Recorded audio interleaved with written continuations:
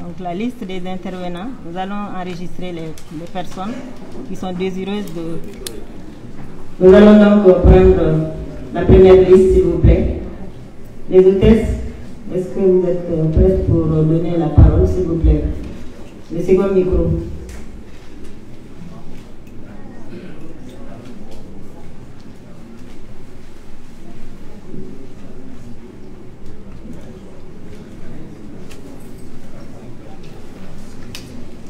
Les personnes qui interviennent, vous êtes priés de bien vouloir vous présenter et de décliner votre identité.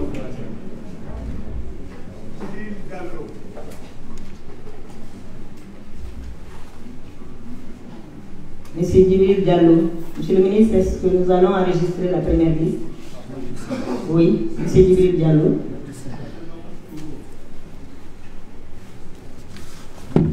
Mandiou Sembara.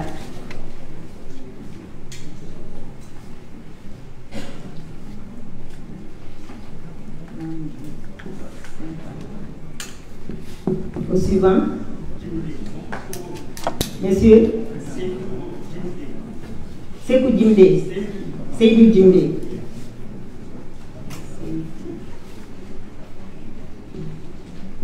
Au suivant,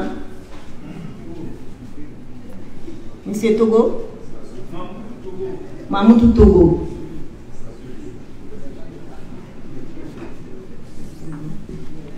Ensuite, il y a une dame, oui. Madame Tangara, Mariama Guindo. Nema Guindo. Alors, on a beaucoup de Guindo. Hein.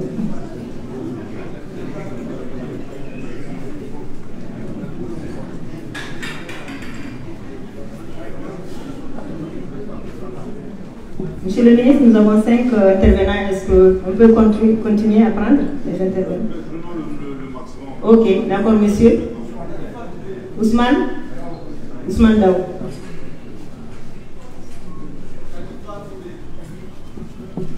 Qui Touré, s'il vous plaît? Khalifa Touré. Monsieur Koniba Dambélé.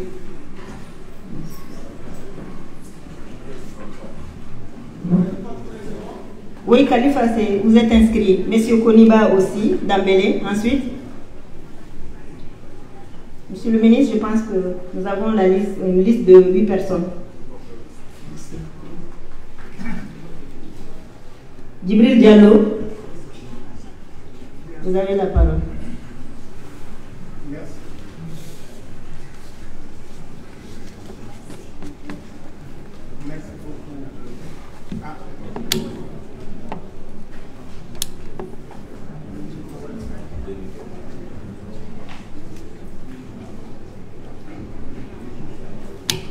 Le micro, s'il vous plaît, pour Monsieur Djibril Diallo.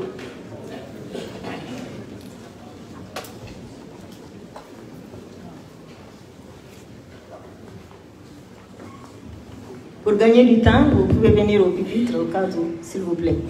Apparemment, nous avons on s'en excuse, les aléas de la technique. Nous avons des problèmes avec les micros.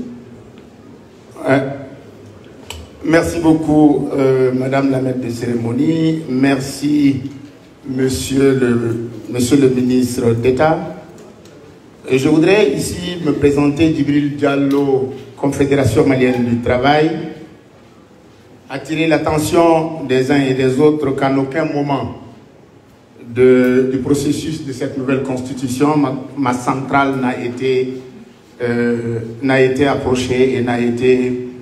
Mais cependant, aucune omission, aucun oubli et aucune négligence ne nous permettra pas de nous mettre en dehors de la marche du Mali à travers l'appropriation, et nous demandons aux différentes autorités que de tels exercices, il faudrait toujours impliquer le maximum de personnes, et surtout quand même une centrale syndicale sur 4 qui n'a jamais été au moment dans ce processus. Mais nous accompagnons et soutenons ce processus pour un Mali nouveau. Je vous remercie.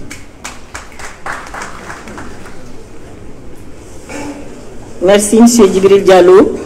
Pour les autres intervenants, veuillez vous lever pour poser vos questions, s'il vous plaît.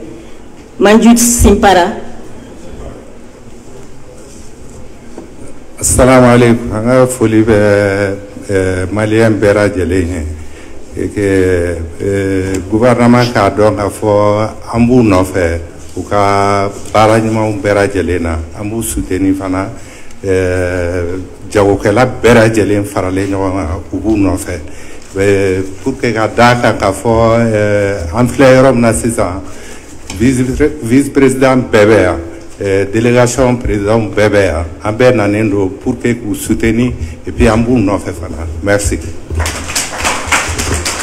Merci beaucoup. Seydou Djimde, le suivant. Monsieur Seydou Djimde. Bonjour à toutes et à tous. Monsieur le ministre d'État, mesdames, messieurs les membres du gouvernement, avec votre permission. Moi, c'est Seydou Djimde, le coordinateur de la cellule d'appui à la réforme des finances publiques. Et j'ai une intervention sur 3 points. Et le premier point concerne l'article 37 de ce projet de constitution. J'ai une intervention sur 3 points. Le premier point concerne l'article 37 de ce projet de constitution qui dit en partie que la souveraineté appartient au peuple. En fait, j'aimerais que les experts nous donnent ici les implications de ce passage. Les implications de ce passage. Et dans ce projet de constitution, il a été relevé la création de la Cour des comptes. Donc ceci m'amène à adresser mes vives félicitations à ceux qui ont élaboré ce projet de constitution. Et j'aimerais que les experts qui sont chargés de vulgariser ce projet de constitution mettent un accent particulier sur cet aspect, parce que désormais la Cour des comptes se fera le devoir d'évaluer les politiques publiques. D'évaluer les politiques publiques, ce qui accentue davantage la question de redevabilité à tous les gestionnaires de la chose publique, et surtout la transparence. Donc la création de la Cour des comptes va beaucoup contribuer à cela, et je pense que ceux qui sont chargés de vulgariser ce projet de constitution doivent mettre un accent particulier sur cet aspect. Et enfin, le troisième point concerne le fait de faire de la loi de finances qui régit la gestion des finances publiques, le fait d'ériger cette loi de finances en loi organique. En loi organique, je pense que également un accent particulier doit être mis sur cette question.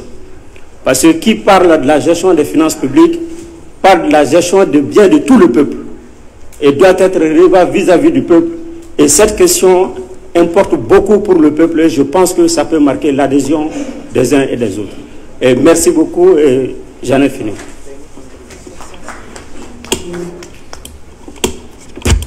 Merci beaucoup, Monsieur Djimde. Mamoutou Togo. Monsieur Mamoutou Togo, s'il vous plaît.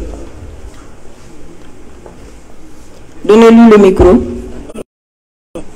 Bonsoir tout le monde.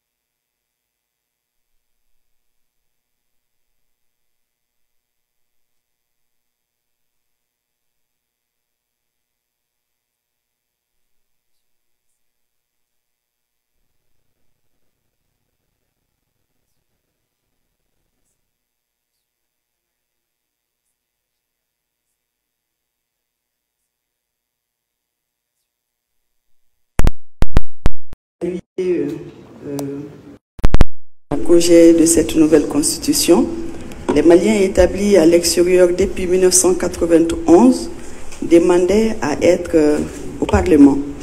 Et nous voyons que dans la nouvelle constitution, ils ont été pris en compte au Parlement, au Sénat, au Conseil économique, social et environnemental, Donc c'est vraiment un document que nous saluons et les Maliens établis à l'extérieur sont vraiment très contents de cette innovation. L'article 46 qui posait problème par incompréhension, la sensibilisation, nous l'avons commencé depuis très longtemps. Et aujourd'hui, je peux dire que la majorité a compris le bien fondé de l'article 46 et la majorité a décidé d'accompagner le projet de nouvelle constitution. Et là, je pense que c'est quelque chose à saluer. Et surtout, le gouvernement a mis le paquet dans cette sensibilisation. En tout cas, ça nous a beaucoup facilité le travail. Je vous remercie. Merci beaucoup, Madame Tangara. Ousmane Daou, s'il vous plaît. C'est bon? Donc, le suivant, Khalifa Touré. Monsieur Touré, s'il vous plaît. Et bonsoir tout le monde, Monsieur le ministre d'État, Monsieur le membre du gouvernement. Moi, c'est Dr Khalifa Touré, représentant du SNEC du secteur national de l'éducation et de culture. Ce que je voulais juste savoir et attirer aussi l'attention de notre gouvernement, c'est par rapport au financement justement de ce référendum, bien sûr, de ce référendum, parce que qu'à cela ne tienne, il faut qu'on ait les moyens nécessaires, même si c'est un franc, il faut qu'on ait avec, parce que souvent, nous entendons dans les médias, on parle de, bon, on n'a pas les moyens, on va demander l'Union européenne, on va demander ceci, cela.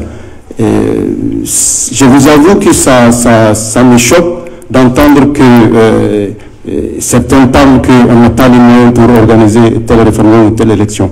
Je pense qu'avec le peu de moyens qu'on a, et j'attire l'attention du gouvernement par rapport à ça, mettons l'accent sur nos ressources qu'on a, nos ressources nationales et nos moyens financiers qu'on a. Nous ne tendons la main à aucune institution. Il faut que ça soit clair parce qu'on est souverain et je pense que le gouvernement est dans cette lancée-là. C'est ça que je voulais vraiment que vous tirez par rapport à l'attention de notre peuple par rapport à cette... Donc je voulais juste que vous mettiez assez plus de précision que nous pouvons nous-mêmes nous prendre en charge et organiser ce que nous voulons avec nos propres moyens et non les moyens de la communauté internationale ou autres moyens. Je vous remercie. Merci beaucoup, Monsieur Khalifa Touré. Monsieur Koniba Dambélé. Koniba, s'il vous plaît.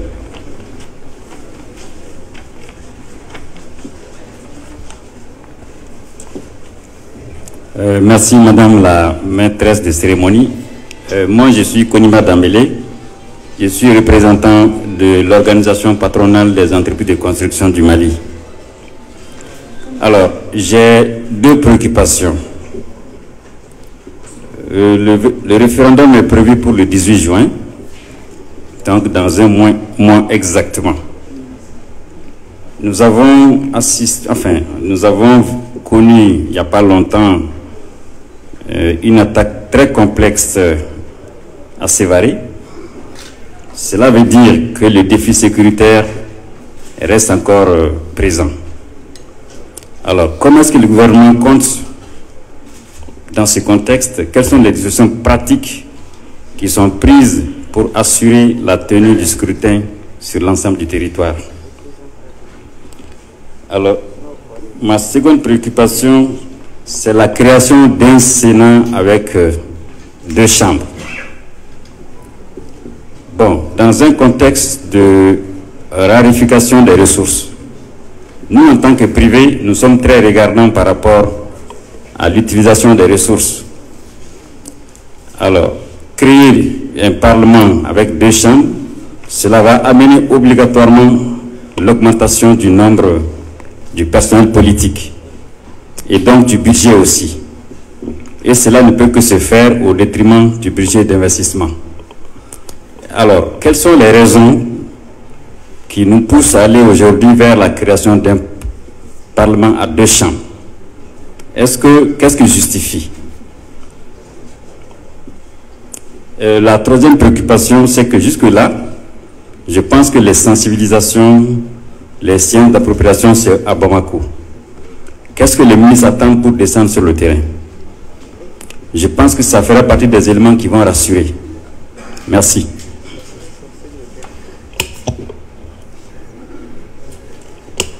Merci beaucoup.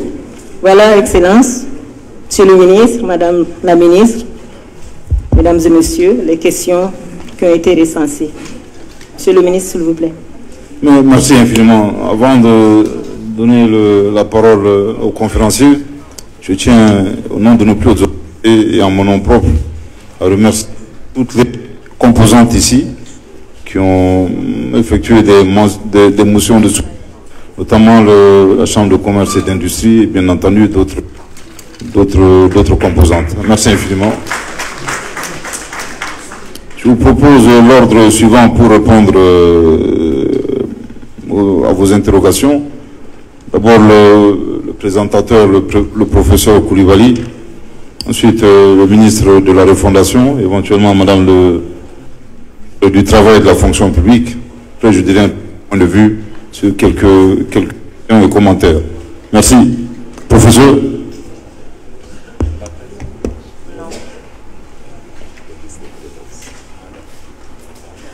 Merci infiniment, Monsieur le ministre d'État. Je vais essayer de répondre à certaines questions qui concernent qui ont des caractères juridiques. Le reste, je vais laisser, comme on le dit, à tout seigneur, tout honneur. Je vais laisser la parole aux membres du gouvernement ici présents. Donc, je vais commencer par la question de Monsieur Seydou Djimde. Donc, il a posé une question concernant l'article 37, concernant la souveraineté. Ok. Vous avez dit la souveraineté appartient au peuple. Quelles sont les implications? D'abord, la première implication, c'est de savoir que la souveraineté n'appartient pas à un individu particulièrement. La souveraineté n'appartient pas au président de la République ou à qui que ce soit. La souveraineté appartient au peuple. Et quand vous continuez la lecture de cet article, vous allez voir, on a dit aussi que la souveraineté ne peut appartenir à une fraction du peuple. Ça ne peut pas appartenir à un individu ou à qui que ce soit. Mais, puisque nous sommes dans une démocratie parlementaire, donc le peuple permet à ce que certaines personnes qui sont désignées pour cela, qui sont élues pour cela, puissent exercer la souveraineté. Donc, c'est les implications. Nous ne sommes pas dans un pouvoir autocratique, nous ne sommes pas dans une tyrannie, nous ne sommes pas dans un régime politique fondé sur une dynastie, mais la souveraineté appartient au peuple. Je pense que c'est ce que je peux dire à ce niveau. Je vais continuer. Je crois que Mahmoud Togo a posé une question sur le Parlement bicaméral. Il a été rejoint par Koniba Dambélé concernant la création du Sénat. Et en réalité, pourquoi nous avons créé un Sénat? Déjà, il faut comprendre que le projet de création du Sénat existait bien avant le conflit de 2012.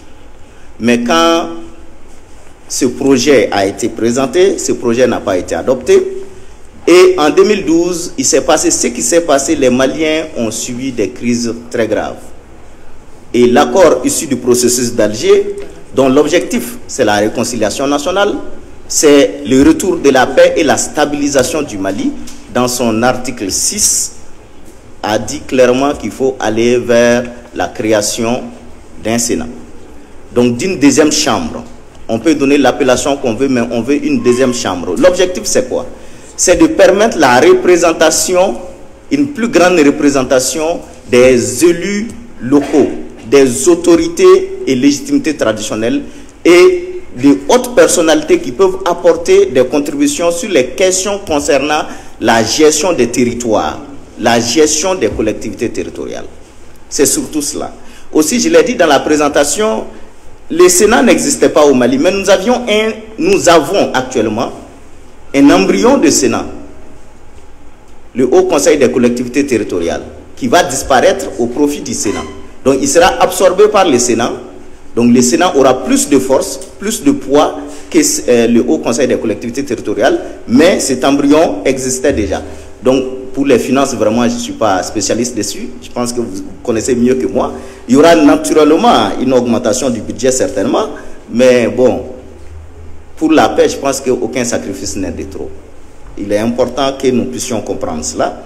Et maintenant, pour répondre à ce que l'autre Togo demandait, le Parlement désormais aura 2 chambres. Cela va changer vraiment l'activité législative. Une loi prise à l'Assemblée nationale doit forcément passer au Sénat avant d'arriver à l'adoption. Donc ça, c'est important. On aura aussi le Congrès. Et quand vous lisez le projet de constitution, vous allez voir que désormais, le président de la République doit s'adresser au Congrès. Le Congrès, c'est quand on réunit dans la même salle telle que maintenant, dans la même salle, le Sénat et l'Assemblée nationale. C'est ce qui donne le Congrès. Mais s'ils ne sont pas réunis dans la même salle, on les appelle le Parlement. Donc cela va permettre vraiment de changer beaucoup, en tout cas la façon dont l'administration est faite au niveau du pouvoir judiciaire, du pouvoir législatif. En plus de cela, nous avons parlé aussi de la destitution du président de la République. Et quand on doit destituer le président de la République, il y a une implication non seulement de l'Assemblée nationale, mais aussi du Sénat. Donc il y a beaucoup d'éléments. Et toutes les questions qui concernent les collectivités territoriales, c'est le Sénat qui sera prioritaire. Donc en quelques mots, c'est ce que nous pouvons dire à ce niveau. Je laisse la parole aux membres du gouvernement. Merci, monsieur le ministre d'État. Merci infiniment, monsieur le ministre. Merci, monsieur le ministre d'État. Madame le ministre du Travail et de la fonction publique et du dialogue social, mesdames et messieurs les représentants des institutions et de la haute administration d'État, mesdames et messieurs les représentants des forces vives, le secteur privé, des centrales syndicales et tous autres confondus, mesdames et messieurs les représentants de nos forces de défense et de sécurité qui, par leur forte présence aujourd'hui, sont comme un signe qui nous rassure à tout point de vue dans tout ce que nous faisons dans ce pays. Et cela est important. Cela est important. Nous avons oublié un moment que ce qui fait un État, l'épine dorsale d'un État, c'est son armée. Ceux qui ont créé l'État savent que l'État, c'est un mot qui vient du latin status, quelque chose qui est debout. Et c'est ça l'État. Et quand on oublie une armée, on n'a pas d'État. Et je pense qui, pour nous compter cela à nous Maliens, personne. Nous le savons mieux que quiconque. Et c'est pour cela, ce projet de nouvelle constitution recentre les choses sur l'État et institutionnalise et constitutionnalise nos forces de défense et de sécurité. Je voudrais quand même que, à la suite de Monsieur le ministre d'État, nous puissions les rendre hommage pour tout ce qu'ils ont perdu, bien sûr, avec aussi les autres Maliens, puisque c'est un compartiment du peuple malien, mais nous avons perdu. Ils étaient au front, beaucoup de pertes en vies humaines, beaucoup de blessés, beaucoup de veuves, beaucoup d'orphelins parmi les forces de défense et de sécurité, plus que tout autre, que nous devrons donc les rendre hommage. Et ce qui fait que la question de la sécurisation du scrutin, mais déjà de la restitution du contenu de ce projet de constitution à l'endroit, à l'égard des Maliens, cela est assuré. Cela est assuré puisque, vous voyez déjà, nous sommes dans une série de rencontres des forces vives ici au niveau national à Bamako. Lundi déjà c'était avec les hommes de médias. Aujourd'hui, c'est avec les forces vives au sein de l'administration et leurs collaborateurs. Mais déjà, demain, c'est d'autres forces vives, donc les organisations de la société civile, les légitimités traditionnelles et autres. Et les femmes, les jeunes, ça c'est déjà demain, vendredi.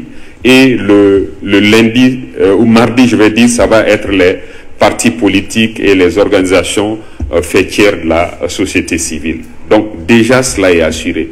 Et pour vous dire aussi que tous les Maliens, où qu'ils soient, ne sont pas en reste.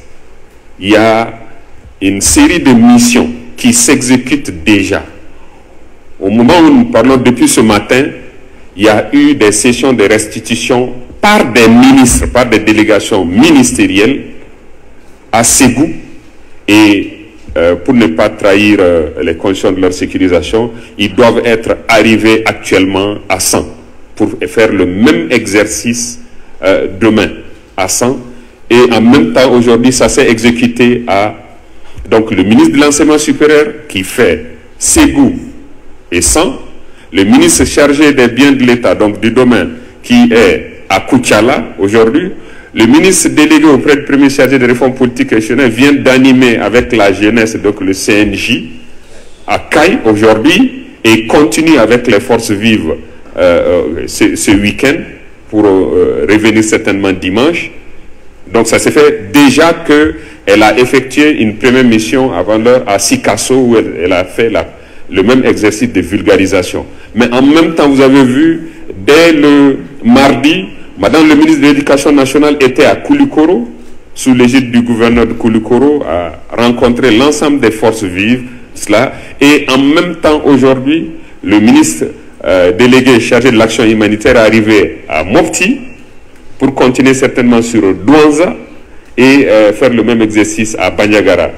Et il y a une série de convois aériens prévus sur Tombouctou, Taoudeni, Gao Menaka et Kidal. Et il y a aussi le Chénal Ouest, Nara, Nyoro et d'autres contrées. Mais aussi Bougouni tout à côté vont être exécutés de la fin de cette semaine jusqu'à la semaine prochaine, en tout cas au plus tard le 30, toutes les 19 régions seront couvertes par justement des missions ministérielles.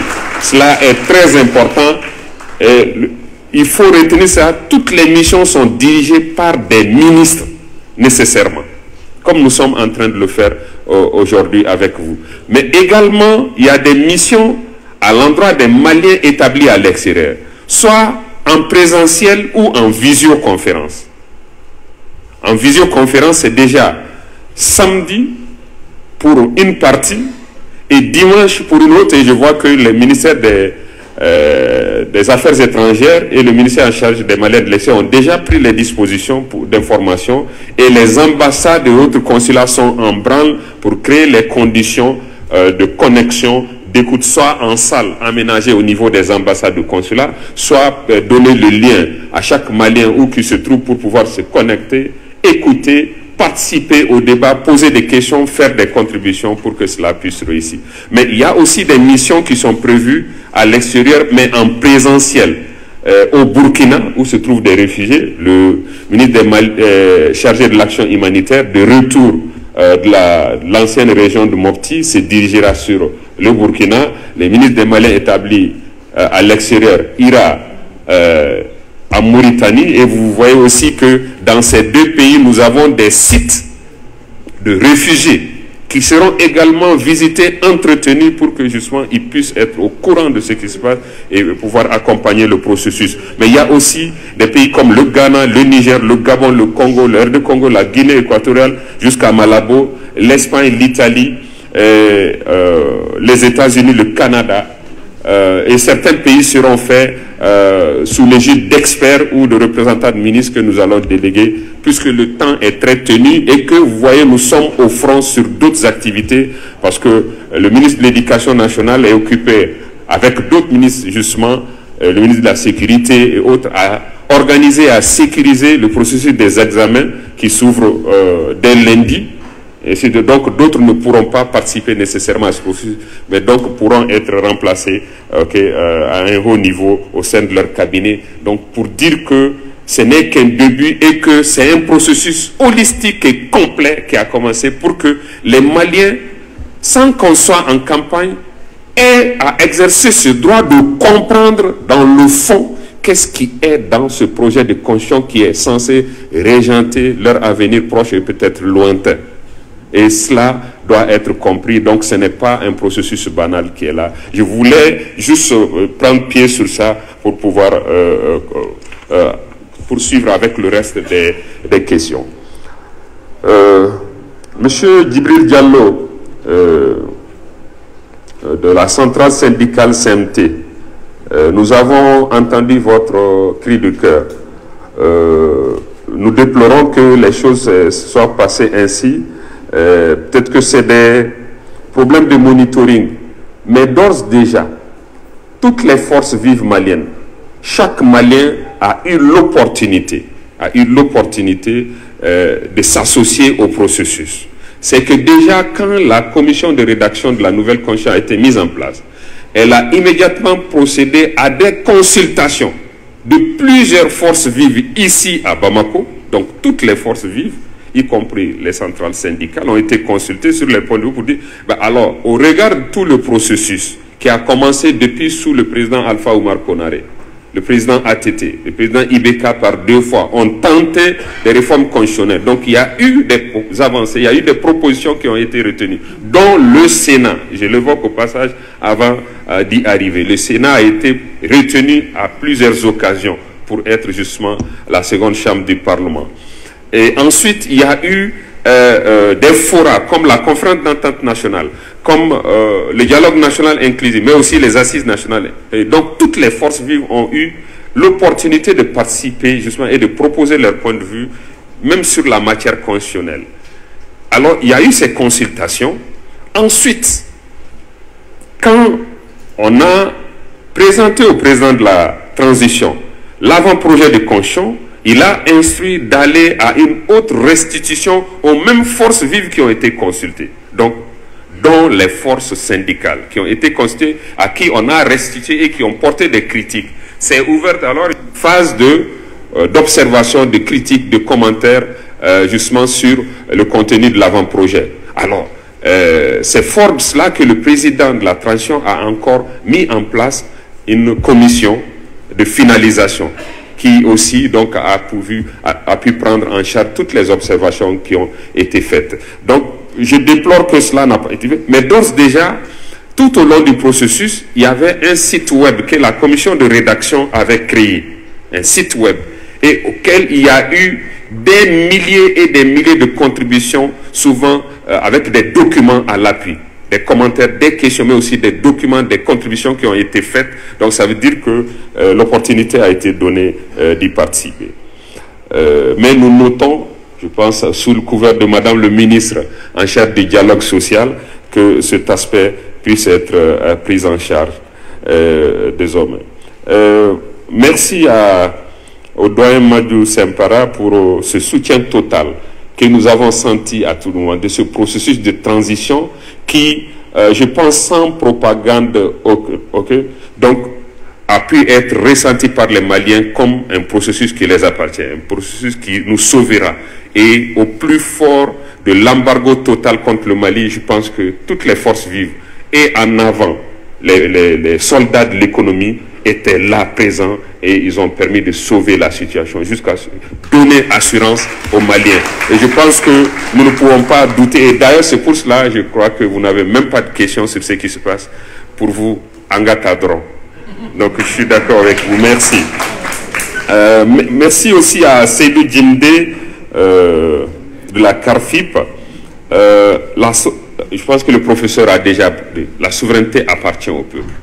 La souveraineté est beaucoup, un moment quand le président a décrété la journée nationale de la souveraineté retrouvée, il y en a qui disent souveraineté, qu'est-ce que c'est?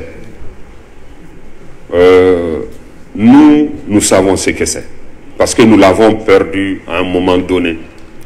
À un moment donné, un chef d'État étranger, entre guillemets, parce que nous pensions qu'il était étranger, mais finalement c'était lui le véritable chef d'État du Mali, qui invite sur le territoire malien, un coin de territoire malien, notre président de la République élu. Ça, c'est une souveraineté perdue. Et ce n'est plus à l'ordre du jour encore. C'est terminé cela. Ça, c'est de la souveraineté retrouvée au nom du peuple. Pour que nos aéronefs survolent, même s'ils ne tiraient pas. Juste survoler pour aller secourir, prendre des blessés.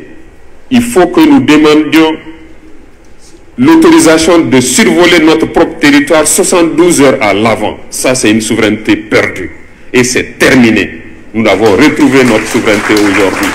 Et cette souveraineté s'exerce au nom du peuple.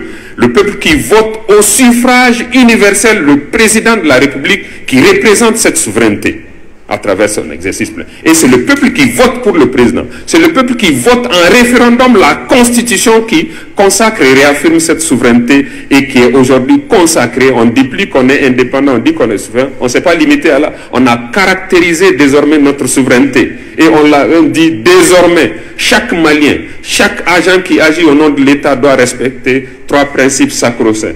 Le respect de cette souveraineté, le respect des choix stratégiques et des partenaires du Mali et la défense des intérêts des Maliens en tout lieu et en toutes circonstances. Et ça, c'est de la souveraineté retrouvée.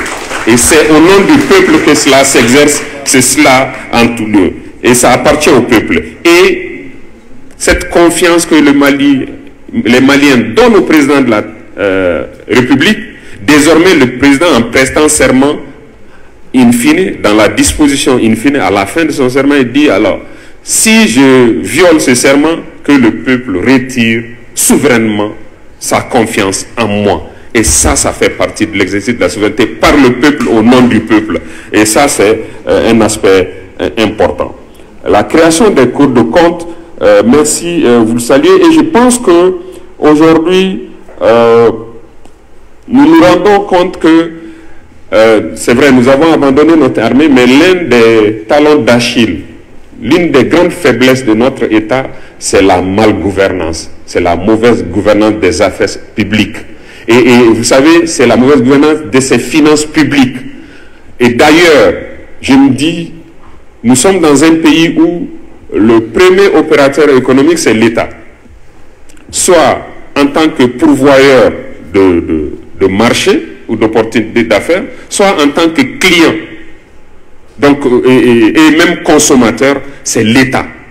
Et quand les finances publiques de l'État sont mal gérées, l'État s'en ressentira, le pays même prend ça plein pot. Donc, ça veut dire que nous en sommes conscients, et c'est pour cela la Cour de compte, même si c'est une exigence des textes de l'UEMOA, aujourd'hui a été instituée et va travailler de façon décentralisée pour que chaque agent de l'État investi d'une parcelle de pouvoir à qui on a confié une partie du budget national puisse se sentir sous surveillance à tout moment et qu'il soit astreint à la bonne gestion de ces publics-là. Monsieur Togo, le bicaméralisme, quelle relation fonctionnelle? Je pense que le professeur l'a expliqué. Et pour joindre ça à la question de M. Koniba Dambélé, hein, je crois, qui dit, alors est-ce qu'en créant un Sénat, ce n'est pas des charges supplémentaires concrètes? Déjà que, vous avez vu, c'est une absorption du Haut Conseil des collectivités territoriales, déjà constitué d'élus locaux, constitué de représentants des Maliens établis à l'extérieur, constitué de telles forces syndicales ou d'autres représentants. Donc, je veux dire, c'est déjà des forces vives maliennes qui sont représentées au Haut Conseil des collectivités, et c'est du même ordre que le Sénat. Des élus locaux qui vont constituer le Sénat, mais aussi des légitimités traditionnelles, mais aussi des Maliens établis à l'extérieur. Donc, on n'est pas en train de créer quelque chose de supplémentaire, on est en train de changer la nature et lui donner plus de force, puisqu'on lui donne un pouvoir législatif accru. Au même titre que l'Assemblée nationale, désormais au sein du Parlement, le Sénat aussi vote les lois, et souvent vote des lois en primaire si ça a ressorti des domaines qui sont confiés à ces Sénats, comme le domaine. Si les projets de loi, les projets de texte sont relatifs aux questions connexes à la décentralisation, aux collectivités et aux autres questions, et sur le statut des Maliens établis à l'extérieur ou des légitimités traditionnelles, désormais c'est le Sénat qui examine en premier le texte, et une fois voté, le texte sera passé justement à l'Assemblée nationale pour procéder également à son vote. Et ce serait du même ordre pour les autres textes, c'est l'Assemblée nationale d'abord, mais le Sénat aussi va également voter. Ce n'est pas quelque chose de supplémentaire. C'est juste, comme l'a demandé les assises nationales de la refondation, une saine, c'est-à-dire un rééquilibrage des pouvoirs au sein des institutions, entre les institutions. Pourquoi? Parce que le Parlement a désormais la lourde responsabilité de destituer, le cas échéant, le président de la République.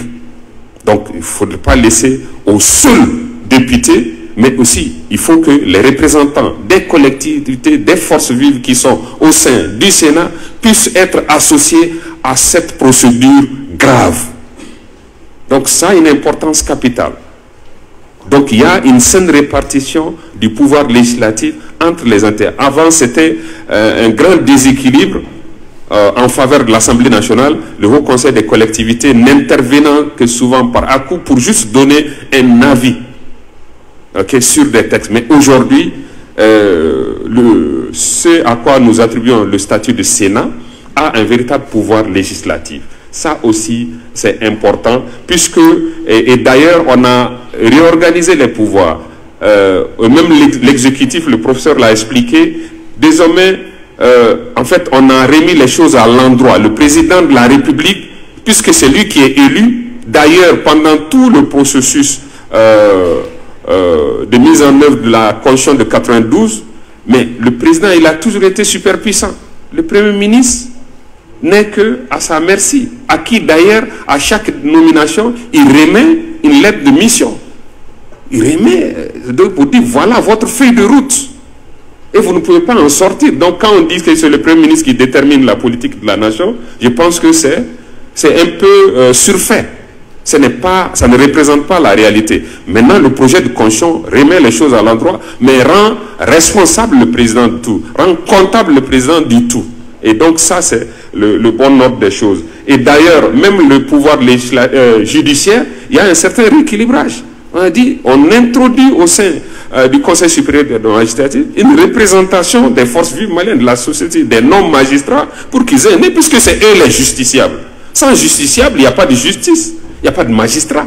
Donc c'est bien. Et d'ailleurs, on l'a souvent dit, il y a un certain nombre de juridictions, notamment consulaires, le tribunal du travail, le tribunal du commerce, les juridictions pénales à un certain niveau, jugeant les crimes comme les cours d'assises, ont chaque fois dans leur vision des non-magistrats et qui décident avec les magistrats au même titre. Donc que ces mêmes soient représentés au sein du Conseil supérieur de la magistrature pour mieux comprendre le fonctionnement de la justice, il n'y a pas de mal. Je pense que c'est le bon ordre des choses et je pense que c'est ce qui est de bon ton. Madame Nema, merci pour votre appui fait, que vous nous rassurez que les Maliens établis à l'extérieur ont compris et que ça ne va pas nous désarçonner, nous allons continuer parce que c'est leur droit de comprendre au mieux. Souvent, c'est des problèmes de compréhension qui se posent. Pour le financement du référendum, je crois que je ne vais pas parler à la place du chef du référendum. Hein? Monsieur le ministre d'État va certainement vous répondre. Et y compris, mais je peux aussi sans être... je disais tout à l'heure aux militaires que moi je descends par les escaliers et non là parce que je n'ai pas fait la formation commune de base. Je ne suis pas un militaire, mais d'ores déjà je peux vous rassurer. Et d'ailleurs tout le monde le sait. Plus que, et un peu moins d'ailleurs que cette soi-disant communauté internationale qui continue à chercher à nous déstabiliser. Ils savent que nos forces de défense et de sécurité sont là, présentes et sécurisent. Et je crois que les incursions qui sont faites là, c'est la bête qui est dans ces derniers retranchements, qui essaie toujours de faire de la propagande à travers des attaques sporadiques qui font mal à notre peuple. Parce que c'est trop facile de faire du mal. Trop facile de faire du mal. C'est cela. Donc c'est pour cela qu'ils y arrivent d'ailleurs. Mais d'ores déjà, les Maliens qui sont sur le terrain, au plus profond du pays, savent que quelque chose est là. On n'entend plus. Avant, j'entendais beaucoup, je recevais tellement de messages dans Songo que finalement, mais aujourd'hui, il y en a très peu de messages d'alerte, il y en a très peu de cris d'alerte par rapport à la présence djihadiste, aux attaques, voilà. Donc c'est quelque chose qui prend fin allègrement. Et je pense que ça peut être. Mais donc déjà, quand on dit qu'on le fait, moi je dis c'est celui qui sait qui le dit, puisque nous sommes aujourd'hui dirigés par ceux qui ont la main à la pâte, et quand ils disent que nous sommes sécurisés pour tenir notre référendum, nous y croyons ferme et nous avons 1000 raisons de croire à cela. Aujourd'hui, ce n'est pas pour nous comparer à d'autres, mais très peu peuvent challenger notre armée aujourd'hui, et ça, c'est une réalité qui est là. Sauf que le terrorisme, ce n'est pas une guerre classique, et c'est pour cela que ça nous fatigue d'ailleurs, sinon on aurait terminé cela depuis fort longtemps. Si c'était sous la forme de guerre classique, j'étais sûr que ça serait fini depuis fort longtemps. Sauf que ce n'est pas le cas. C'est c'est-à-dire une approche très lâche qui est pratiquée contre notre peuple aujourd'hui.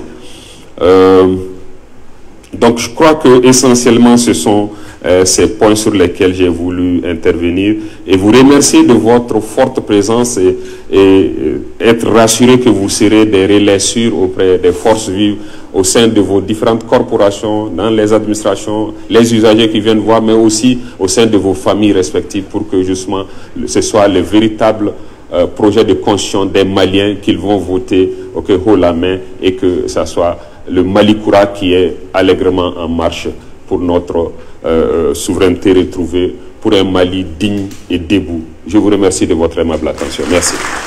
Merci,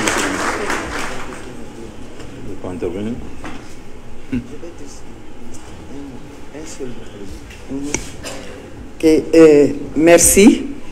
Je voudrais saluer la présence de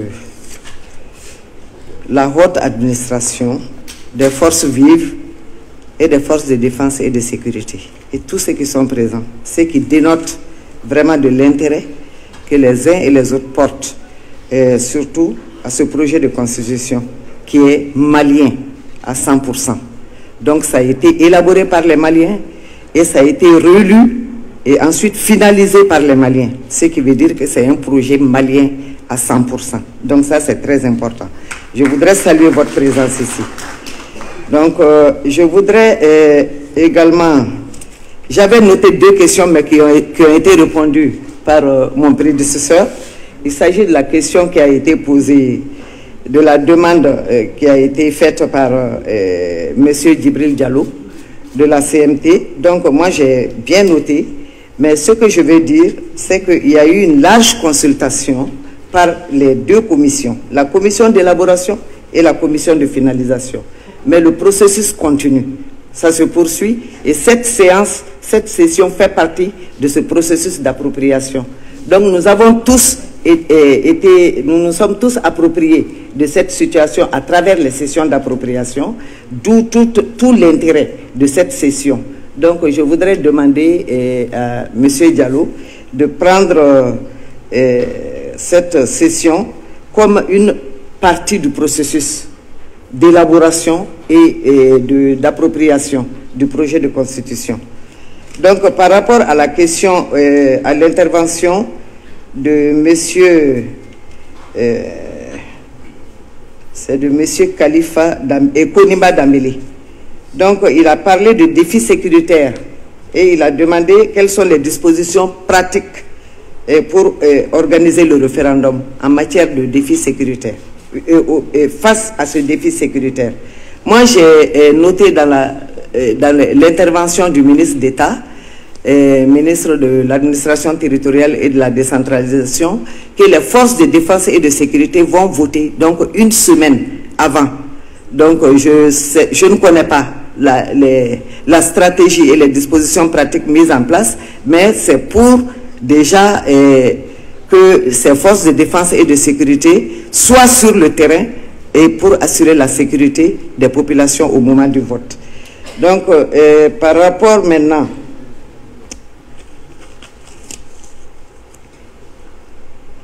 à la vulgarisation, je voudrais me joindre à mon prédécesseur ou à l'expert que je félicite au passage parce que c'est lui qui nous a aidés également à faire notre session d'appropriation au niveau du ministère du Travail, de la fonction publique et du dialogue social. Je voudrais encore demander l'engagement de tous à vulgariser ce projet de constitution. Comme je l'ai dit au début, c'est le premier projet de constitution, c'est la première constitution qui a été élaborée entièrement par des Maliens. Nous ne sommes pas passés par un bureau de consultants ou bien par l'extérieur pour nous aider à élaborer ce projet. Donc l'engagement de tous est demandé et cet engagement est nécessaire pour que nous soyons souverains à 100%. Il nous faut compter sur nous-mêmes et sur nos propres ressources. Donc l'engagement de tous est vraiment requis pour qu'on arrive à ça. Je vous remercie. Merci. Je voudrais peut-être ne pas répondre les mêmes explications brillamment données par mes prédécesseurs, d'intervenir sur 2 points. La question sécuritaire de M. Kouniba d'Ambélé. Je pense que ce que Madame le ministre du Travail vient de mentionner par déduction est une réalité. Les dispositions pratiques, je crois que l'état-major général des armées, les services de défense et de sécurité sont bien représentés. Je pense qu'ils ne diront absolument rien. Et même s'ils devraient dire des choses, je pense qu'on ne comprendrait absolument rien. Donc mieux vous les laisser et leur faire confiance. Mais je peux vous assurer qu'honnêtement, ils sont prêts, toutes les dispositions sont prises. Le ministre de la Refondation l'a dit. Nous venons de très loin. Aujourd'hui, nous pouvons apprécier de manière objective l'amélioration de la situation sécuritaire. À défaut de vouloir l'apprécier, vous savez, il y a des gens qui sont malheureusement très pessimistes, force est de reconnaître que ce que nous vivons aujourd'hui est largement moins pire que la situation que nous avons connue avant. Donc il y a des raisons d'espérer que la situation sécuritaire, nous l'espérons, sera vraiment la même situation que le Mali a connue il y a 20 ans, il y a 30 ans, c'est-à-dire quasiment un pays sans défi sécuritaire. Mais je sais que toutes les dispositions sont prises par les plus hautes autorités afin que les forces de défense et de sécurité puissent résolument défendre et sécuriser le processus électoral.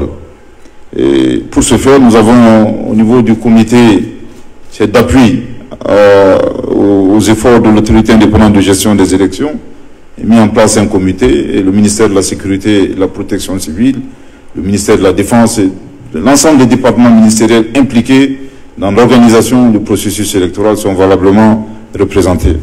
Effectivement, le vote par anticipation, c'est une des forces de défense et de sécurité, est une proposition, ce n'est pas un secret.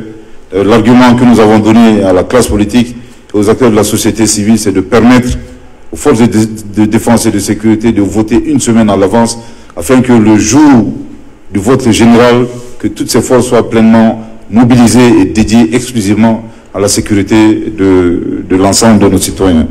Je voudrais ici vraiment profiter de ce micro pour remercier l'ensemble de la classe politique et les organisations de la société civile qui ont largement adhéré à cette proposition dès qu'elle leur a été soumise depuis le mois d'octobre 2022. Aujourd'hui, c'est une réalité. Et en tout cas, pour le référendum, nos forces de défense voteront par anticipation afin justement que le processus et le référendum soient, disons, zéro faute sur le plan sécuritaire. Tant des questions de M. Khalifa Touré sur la question du financement.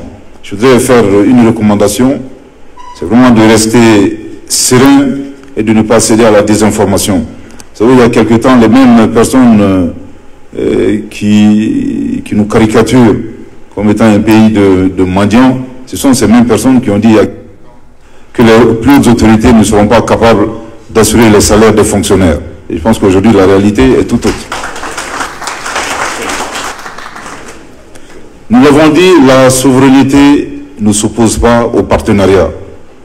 La seule chose que nous exigeons, c'est que tout partenariat obéisse aux 3 principes clés guidant l'action publique tels que définis par le chef de l'État, son Excellence le colonel Assimi Goïta, à savoir le respect de notre souveraineté, le respect des choix de partenariat et des choix stratégiques et la prise en compte des intérêts du peuple malien dans toutes les décisions. Ensemble, nous n'accepterons pas de partenariat avec des contreparties et des conditionnalités totalement inhumaines. Donner un franc à un pays et demander aux autorités de ce pays de faire des pilories, ça ne fonctionnera plus jamais. Concernant le financement du référendum, je peux ici vous assurer et affirmer très clairement que l'ensemble des activités substantielles, l'organisation du référendum et de tous les autres scrutins, je parle bien d'activités substantielles, sont financées entièrement et exclusivement par le budget national sans autre apport. Ceci dit, les partenaires peuvent intervenir sur des activités, disons, d'une autre catégorie, mais même pour ces activités, je puisse encore vous assurer que c'est les autorités maliennes qui assurent et le pilotage et toutes ces activités qui sont menées, financées par les partenaires, activités subsidiaires, sont et vont dans l'intérêt du peuple malien. Voilà un peu ce que je voulais dire. Donc vraiment, restez très serein. N'écoutez pas les messages des réseaux sociaux, ne cédez pas à la provocation. Voilà un peu ce que je voulais dire par rapport aux différentes questions qui ont été posées. Si vous êtes d'accord, nous allons peut-être ouvrir une seconde et dernière liste d'intervenants. Peut-être nous allons prendre cette fois-ci 3 avant de lever la séance. Merci beaucoup.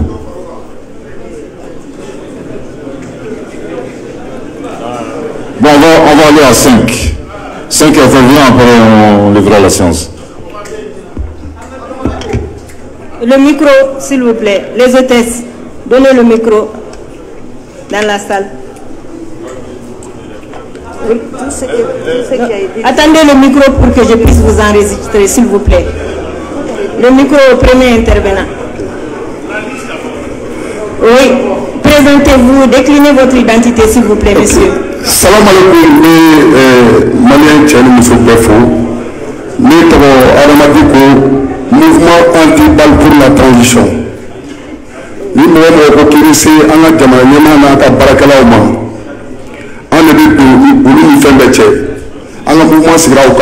S'il vous plaît, vous n'intervenez pas pour aller plus vite. Ah oui, vous êtes là quand vous ministre de Kumadima.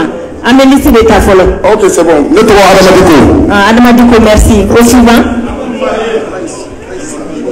Le micro pour le suivant. Ou la suivante. Monsieur Touré Mbodj. Monsieur Touré Mbodj. Oui.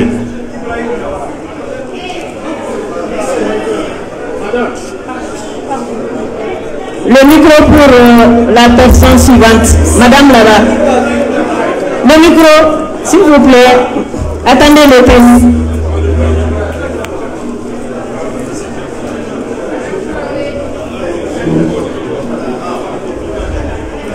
Madame Traoré Korotoumou Konfé. Madame Traoré Korotoumou Konfé. K-O-N-F-E. Konfé. Merci madame. Konfé. Le suivant. Ibrahim Diawara. Ibrahim Diawara. Oui. Le suivant. Le micro pour la 5e personne.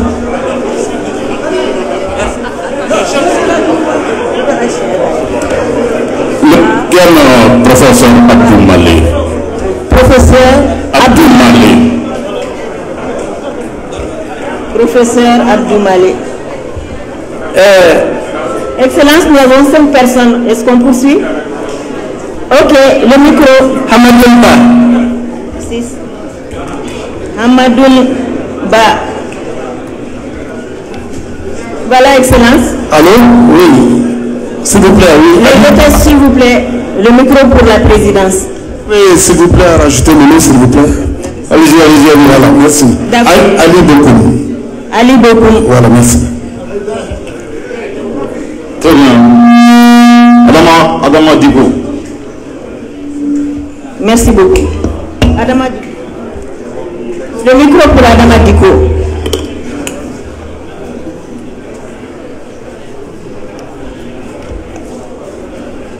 Ok, merci ka folla si an demande numéro quand ministre de l'État ka kila ka fonction publique ministre ka ministre Ibrahim Kassa Maïga depuis a ye assise baara daminɛ fo kana se bi la an ɲɛ b'a la jamana bɛ ka refondation sɔrɔ jamana kɔnɔdenw mago bɛ mun na question damadɔ de bɛ n bolo k'a poser parce que anw bɛ réseaux sociaux kan ka kɛlɛ kɛ jamana ye depuis don min na jamana ye a yɛrɛ sɔrɔ jamana ye a yɛrɛ sɔrɔ an ka sɔrɔsi bolo k'a yɛrɛ sɔrɔ an ka premier ministre Dr Sogɛl Kɔgɔla Mayiga bolo an ye ɲɛtaga sɔrɔ jamana ko la constitution yɔrɔ min bɛ ka anw hami dɔɔni ni mɔgɔ min bɛ se k'o ta k'o kɛ kɛlɛ ye u ko ko furu bɛ dan cɛ kelen ani muso kelen bon karamɔgɔ minnu b'a fɛ ka muso furu ka mun t'a fara kan olu de k'a kɛ komi i n'a fɔ furu yamaruyala muso cɛ kelen bɛ muso kelen dɔrɔn de ta donc u ka faamu kɛra o de ye donc cɛ kelen ani muso kelen donc n'o kɛra dɔrɔn u b'a faamu k'a fɔ ko cɛ tɛ se ka muso wɛrɛ ta ka se 2 ni 3 ma donc an y'a ye u bɔra ka vidéo kɛ o kan il faut k'an k'o ɲɛfɔ aw k'o walawala u ka se k'o faamu o ye fɔlɔ ye filanan bagi bɛ kɛ le 19 et référendum bɛ kɛ le 18 ne ka faamu na est ce que o ma surunya ɲɔgɔn na wa parce que n'a fɔra denmansaw bɛ to u ka denw ka bagi prépareli la ka tila k'a fɔ ko ka taa référendum kɛ ni ne ka faamu kɔni na u k'a lajɛ k'a wagatiw bɔ ɲɔgɔn kɔrɔ donc n bɛ bɔ kuma na yan mais yanni n ka bɔ kuma na n bɛ aw fo kosɛbɛ surtout je répète pour une dernière fois référendum oui a tɛmɛna je répète pour une dernière fois référendum oui a tɛmɛna je répète pour une dernière fois référendum oui a tɛmɛna. Monsieur Touré Mbodj, s'il vous plaît. Ok, merci. Un peu de silence dans la salle. Nous demandons votre indulgence. Okay. Merci. Merci. Monsieur Touré. Merci beaucoup. Au fait, disons, il a déjà pratiquement touché à ma question. Ma question était sur le mariage et la famille qui constituent le fondement naturel de la vie de la société. Mais là, vous dites le mariage est l'union entre un homme et une femme. Qu'en dites-vous avec un mariage, avec un homme et 2 femmes? Donc ma question était par rapport à ça, parce qu'il faut bien l'éclaircir pour que nous ne parlions pas de polygamie qui n'est pas citée à l'intérieur. Voilà. Allô? Vous m'entendez? Oui, on vous entend. Voilà, je reprends. Je dis que vous avez parlé du mariage entre un homme et une femme. Ma question a déjà été prise en Bambara ici. Voilà. C'est surtout ça. C'est la question que je voudrais poser au fait. Oui, monsieur Touré. Madame Traoré, s'il vous plaît. Continue. Qu'on fait.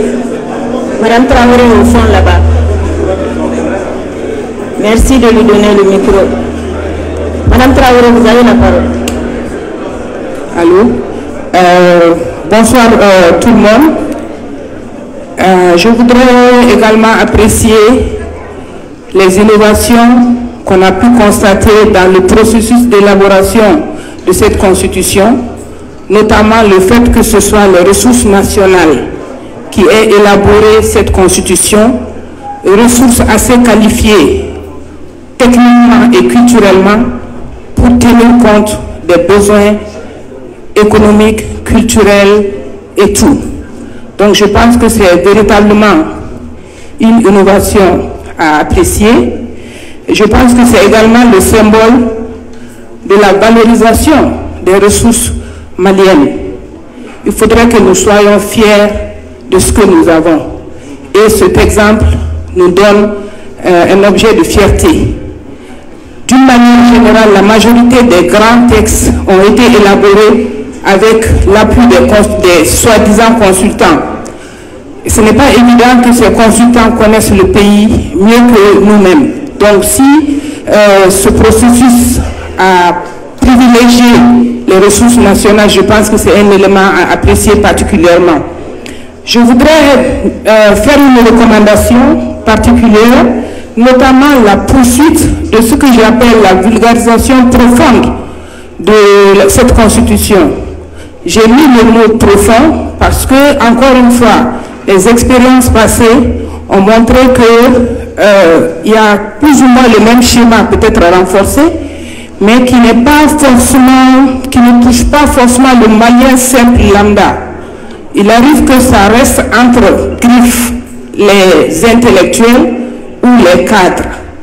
Et la société civile est souvent impliquée, mais je pense qu'une séance ou deux n'est pas suffisant pour maîtriser un élément aussi important pour notre vie, un élément comme la Constitution. Donc moi je voudrais faire la recommandation que cette vulgarisation puisse non seulement continuer avant les élections, mais qu'une recommandation puisse être formulée à l'endroit des nouvelles autorités pour qu'ils puissent comprendre que la population a besoin de connaître la Constitution et de l'adopter parce que c'est ça qui va gérer notre vie.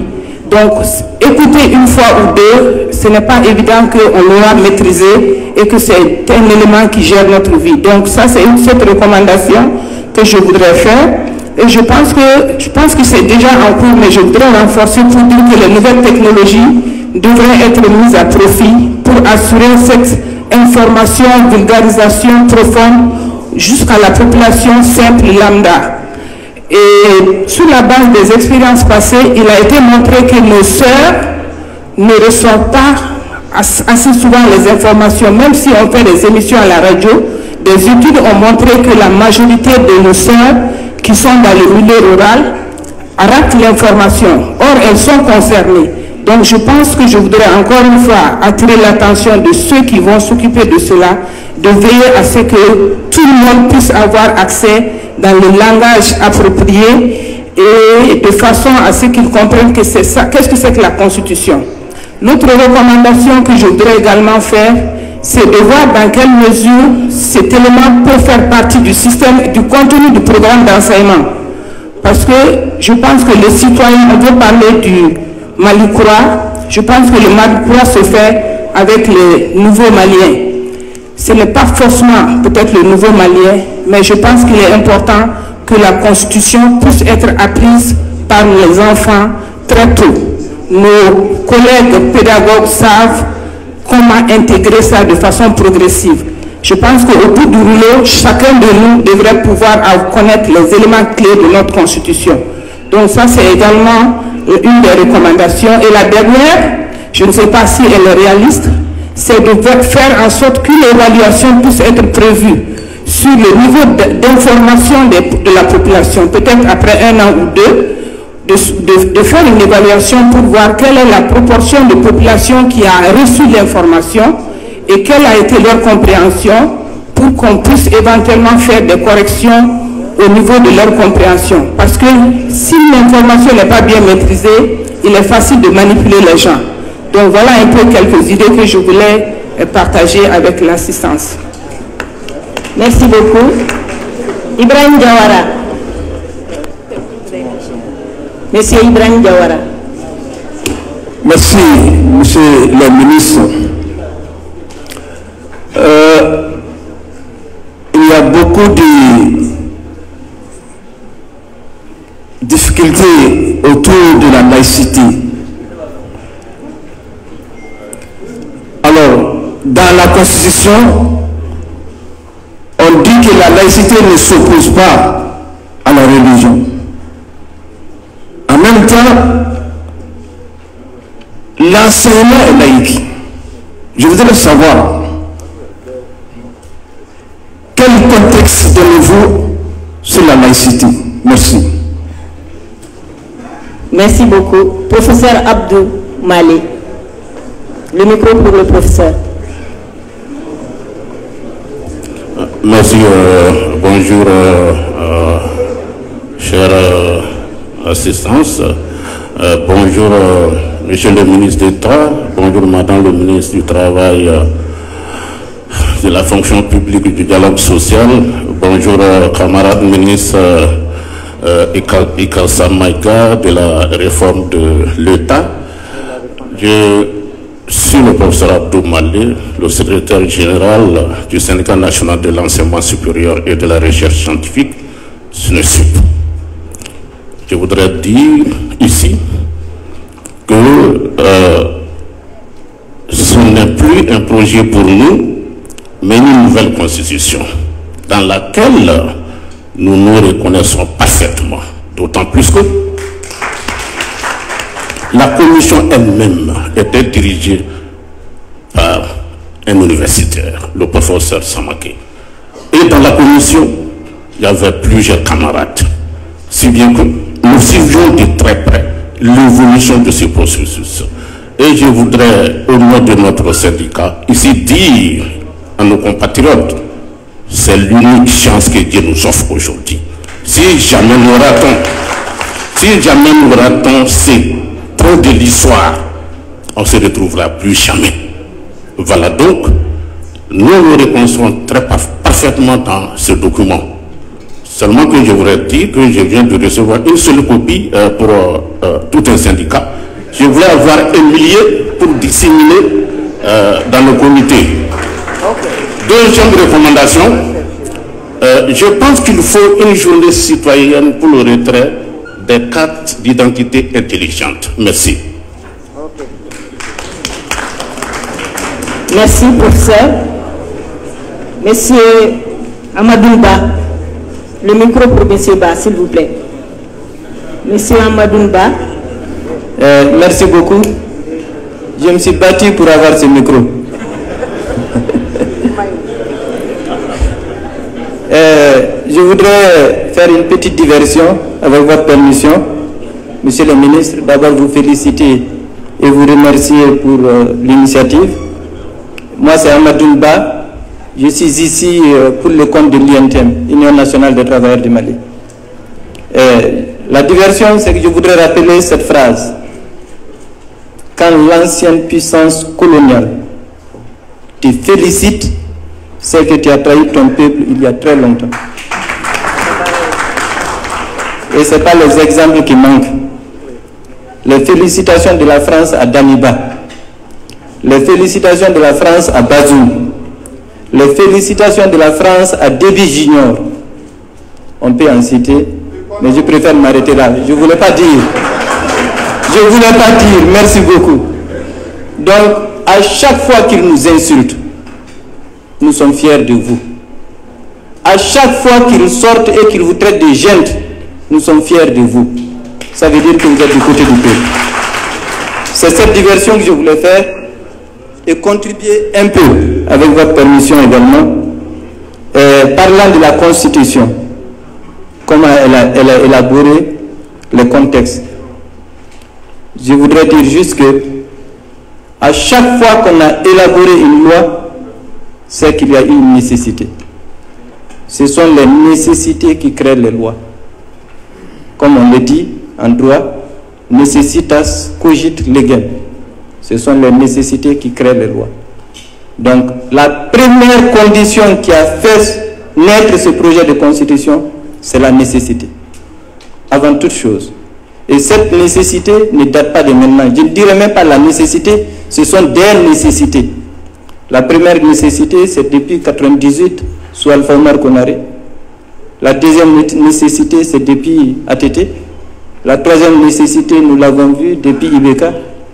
Et le contexte de crise multidimensionnelle, etc., c'est plusieurs conditions qui se sont réunies et qui ont fait qu'il était nécessaire d'amener ce projet. Donc c'est la nécessité qui a fait que ce projet est là. Et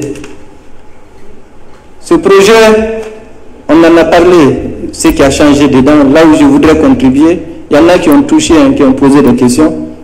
Et il y a la triptyque qui revient dans cette constitution. Et je pense que c'est fondamental qu'on en parle, l'article 34 de la constitution, qui parle de la triptyque qu'a évoqué le ministre d'État. Et cette triptyque, c'est le respect de la souveraineté de l'État qui ressort là-dedans. Le respect des choix souverains du peuple et la prise en compte de la défense des intérêts du peuple dans les décisions. Ça ressort. Et ça, c'est fondamental pour quelqu'un qui voudrait aspirer à la souveraineté. Il y a un autre aspect que le présentateur qui a fait un excellent travail de présentation que je voudrais ajouter, c'est l'officialisation des langues nationales. Je pense que ça, c'est extrêmement important. Et la laïcité. Ce qu'il faut noter, c'est que ce projet, nous nous approprions la définition de la laïcité. Nous l'avons contextualisé. Et ça, c'est important. Contrairement à la Constitution de 1992, du 25 février 1992, qui ne retient, parce que cette Constitution ne définit pas la laïcité, donc qui ne retient que le sens étymologique de la laïcité. Donc on a le choix. Ou on va vers un projet qui s'approprie la laïcité, qui définit la laïcité et qui dit que la laïcité ne s'oppose pas à la religion, ou on reste dans l'ancienne où c'est le sens étymologique. Les gens ont le choix. C'est extrêmement important qu'on en parle. Donc vraiment, je ne voudrais pas être long, ce sont ces contributions que je voudrais faire et dire que nous avons été acteurs. Nous avons tous été acteurs dans la rédaction et dans la finalisation de ce projet de constitution. Comme l'a dit Madame la ministre, c'est un produit 100% malien. Ce n'est pas exagéré de le dire. Et les consultations ont été faites. Mais nous sommes 28 millions de Maliens. On ne peut pas consulter malheureusement 28 millions de Maliens.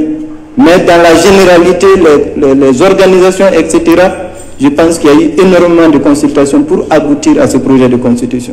C'est notre projet. Et l'INTM s'y reconnaît. À travers une circulaire du secrétaire général de l'INTM, qui a invité tous les travailleurs à se l'approprier. C'est extrêmement important, c'est cet exercice qu'ils sont en train de faire. Mais au-delà de cela, nous-mêmes, partout ailleurs, nous devons nous l'approprier. Ce projet existe sur les réseaux sociaux, ça existe partout. Approprions-nous, comprenons ce qu'il y a dedans. Pour montrer la transparence, ce projet a été traduit dans toutes les langues nationales. Toutes les langues nationales. Si on voulait cacher quelque chose là-dedans, on n'allait pas la traduire, on n'allait pas le traduire dans ces langues. Ça montre la transparence. Donc c'est de féliciter ce gouvernement et dire, tant que vous êtes insultés par ces gens, nous on est fiers de vous. Merci beaucoup. Merci, Monsieur Amadouba. Ali Bokoum. Monsieur Ali Bokoum. Le micro pour Monsieur Ali Bokoum.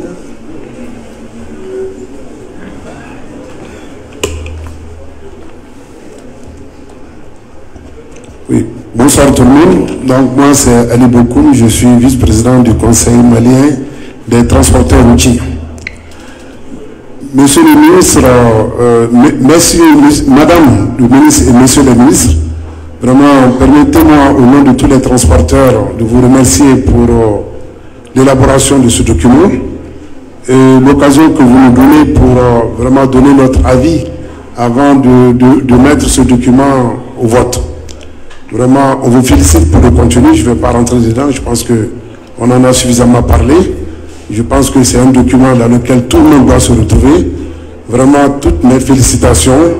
Et vraiment, je vous, à travers ma voix, recevez l'adhésion de tous les transporteurs maliens. Au-delà de cette adhésion, je vous offre aussi les services des transporteurs maliens parce que je pense qu'aujourd'hui, l'élaboration du document, surtout un document aussi important que la Constitution, il ne s'agit pas de l'élaborer et le garder, mais il s'agit de faire de telle sorte que les 28 millions de Maliens puissent entrer en possession chacun de son document. Donc pour cela, étant donné que nous sommes les plus mobiles au Mali, nous sommes partout, vraiment nous vous offrons les services pour permettre une large diffusion de ce document, pour permettre aux Maliens, partout où ils se trouvent, vraiment que chaque Malien puisse avoir en sa possession sa constitution. Deuxième point, ça quand même c'est une petite nuance. Vous savez, au Mali, la vie politique, ça a toujours été géré par le monde politique. Et il se trouve que les opérateurs que nous sommes là, vous avez en face de vous les représentants de 6 chambres consulaires qui jouent un rôle essentiel pour ne pas dire déterminant dans l'économie du pays. Mais malheureusement, quand il y a des décisions, ces responsables ne sont jamais consultés ou consultés très peu et très souvent, ces responsables sont absents. Ma doléance, vraiment, je pense que vous allez la porter chez les plus autres autorités. Il s'agit, vous êtes une, donc peut-être au président de la République. Nous souhaitons vraiment, les représentants des différentes chambres consulaires, nous voulons jouer un rôle beaucoup plus important que dans le passé. Il ne faut plus que ces 2 chambres qui vont exister soient des chambres qui seront prises en otage par les politiques, qui se feront passer par les électeurs. Le tiers que vous allez mettre à la disposition, donc le tiers qui sera choisi, vraiment nous souhaitons être présents dans ce tiers-là. Je vous remercie. Merci beaucoup, Monsieur Bokoum. Excellence, voilà qui met fin à la série de la deuxième liste enregistrée. Merci. Merci. Avant de donner la parole au professeur Koulibaly, je voudrais encore une fois, au nom de nos plus autorités, remercier les transporteurs routiers, le syndicat de l'enseignement supérieur pour les motions de soutien. Également, toutes les recommandations qui ont été formulées ont bien été notées et nous en tiendrons fidèlement compte. Merci infiniment. Professeur.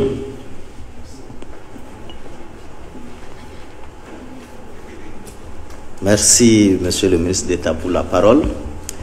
Je vais, comme la fois dernière, intervenir sur juste les éléments et laisser la parole aux membres du gouvernement avec des voix plus autorisées pour intervenir sur d'autres questions.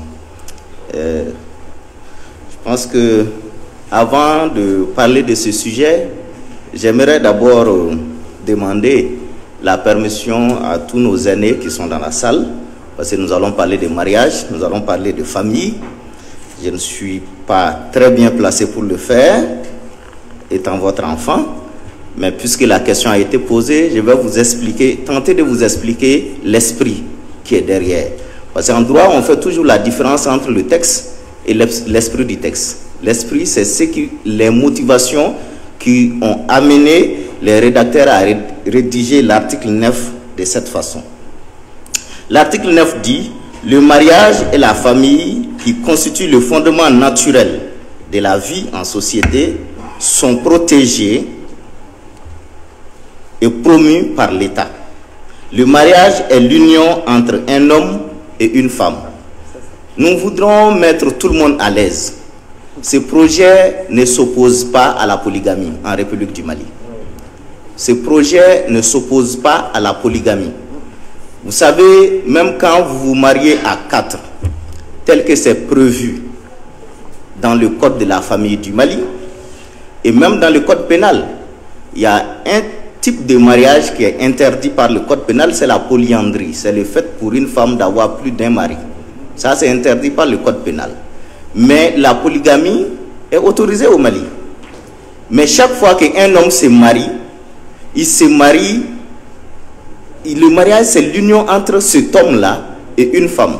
Il se marie 4 fois, à 4 reprises. Même s'il fait les 4 mariages le même jour, c'est 4 mariages différents. Donc c'est toujours l'union entre un homme et une femme. Ce qu'il faut comprendre, c'est que le Mali, nous ne sommes pas seuls sur la planète. Dans d'autres pays, le mariage, ce n'est pas l'union entre un homme et une femme.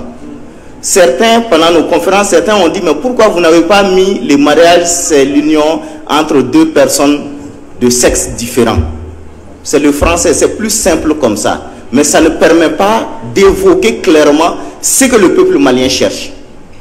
Le peuple malien cherche à mettre un frein au mariage entre 2 femmes, au mariage entre 2 hommes, mais aussi au mariage entre un homme et un animal, entre une femme et un animal. Comme ça se fait aussi dans d'autres pays de la planète Terre. Donc, avec la mondialisation, il est important que juridiquement, on puisse mettre des balises, qu'on puisse mettre des cadres. Et vous savez, les Maliens, on sort beaucoup. C'est un pays de Djoula. On bouge beaucoup. Quelqu'un peut partir dans un pays, il va trouver certains comportements là-bas, il peut l'apporter chez nous ici. Avec les partenaires techniques et financiers, je ne vous apprends rien. Ils peuvent amener certains projets aussi dans ce sens. Mais si constitutionnellement, c'est dit que chez nous, le mariage, c'est uniquement entre un homme et une femme. Et cet homme-là peut se marier 4 fois. Mais la femme ne peut se marier qu'une fois. Sauf si elle est divorcée ou si son mari est décédé. Je ne vais pas faire un cours de droit. On va avancer. Bien, donc le deuxième élément, la laïcité. Je l'ai dit dans ma présentation que c'est une présentation introductive. On ne peut pas toucher toutes les questions qui se trouvent dans le projet. Celui qui a posé la question, je pense que c'est Ibrahim Diawara, c'est ça? C'est l'article 11 qui parle de l'enseignement. Déjà, je remercie Amadounba qui a dit que oui, la laïcité, il a essayé d'expliquer.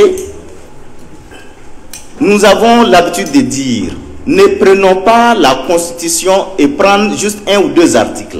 C'est une Constitution de 191 articles et il ne faut pas se limiter à la lecture d'un seul article ou 2. Il faut lire les articles de la Constitution les uns à la lumière des autres. La laïcité a été suffisamment définie dans l'article 32. Et la laïcité, on a dit là-bas, le projet dit que la laïcité ne s'oppose pas à la religion et aux croyances. Que son objectif, c'est de promouvoir le vivre ensemble. Que c'est de promouvoir le vivre ensemble qui est basé sur la tolérance, le dialogue et la compréhension mutuelle.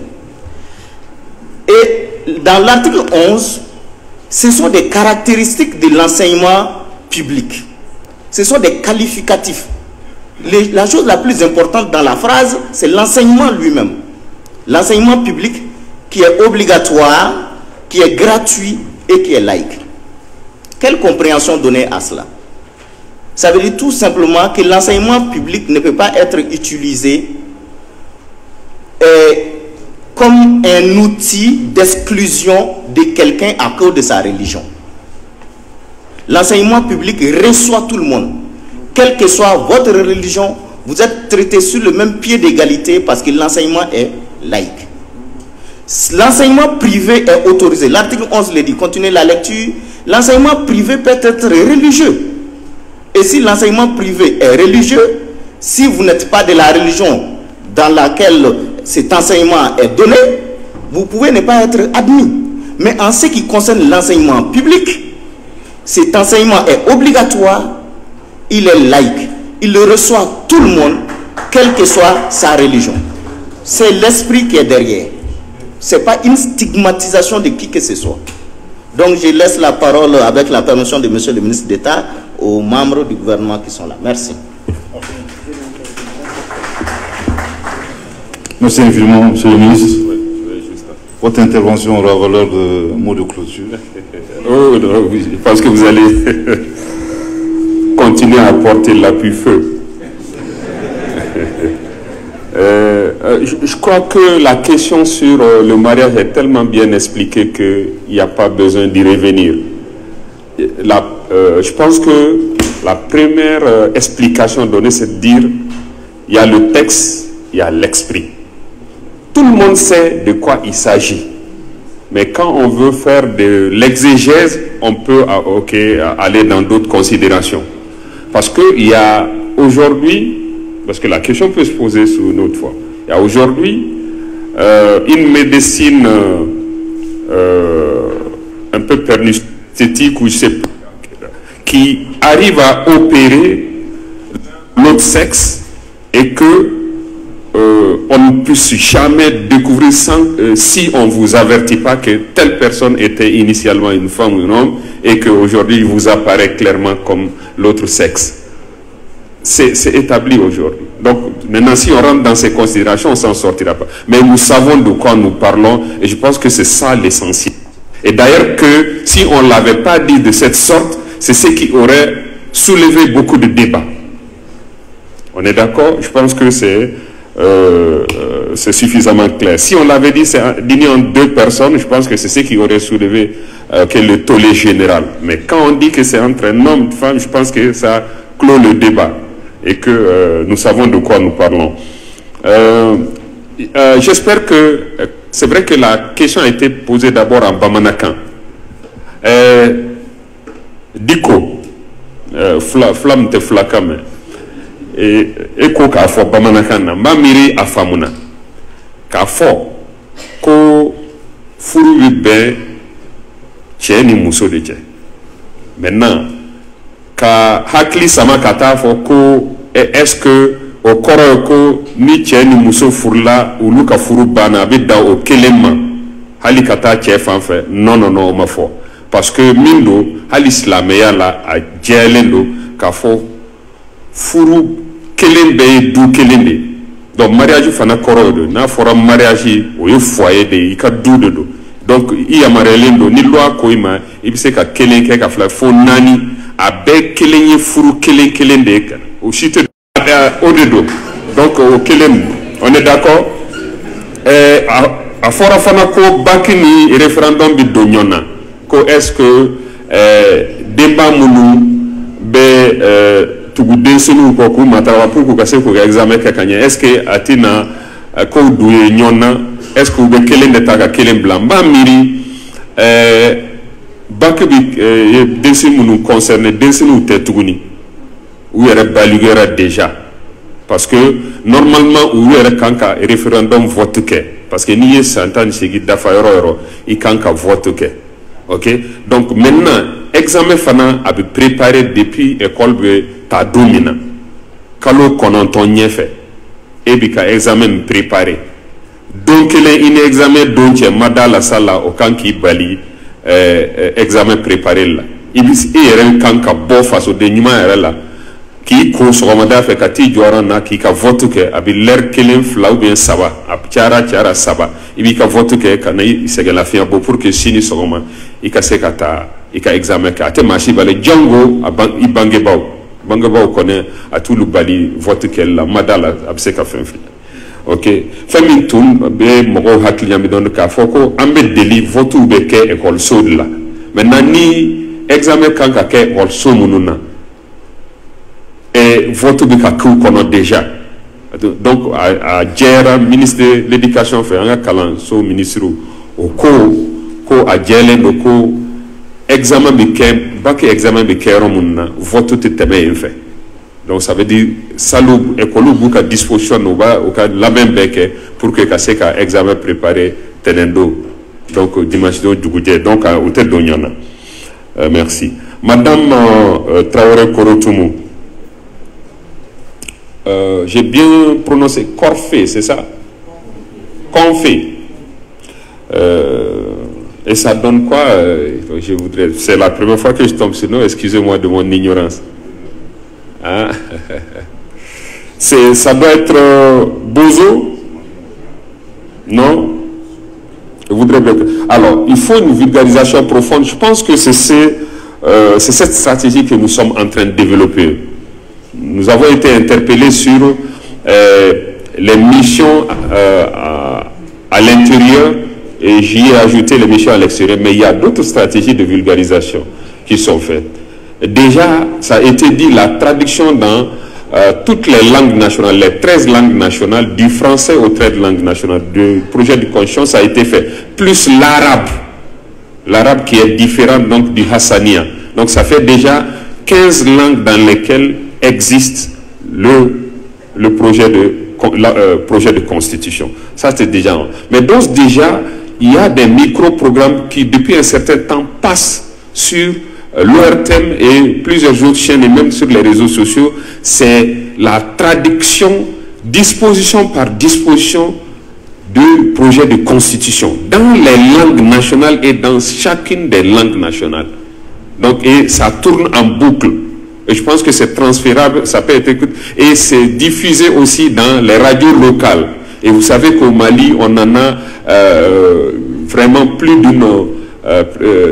300, plus de 400 radios accessibles au Mali sur lesquelles justement tournent ces traductions-là, des dispositions de là. Mais il y a aussi les sketchs pour expliquer les éléments essentiels novateurs du projet de conscience qui sont faits. Donc, des micro-programmes, des sketchs, mais aussi ces séances d'appropriation que j'ai expliquées tantôt, que certaines forces vives ont pris justement sur elles de diffuser, de tenir des forats dans les quartiers, dans les villages, dans chaque contrée. Aujourd'hui, vous les voyez, c'est très peu d'ailleurs qui sont aujourd'hui couvertes par leur thème. Mais il y en a beaucoup qui se font au plus profond du pays. C'est fait et principalement à l'endroit des femmes, puisque il y a à le faire que le projet de conscience actuel promeut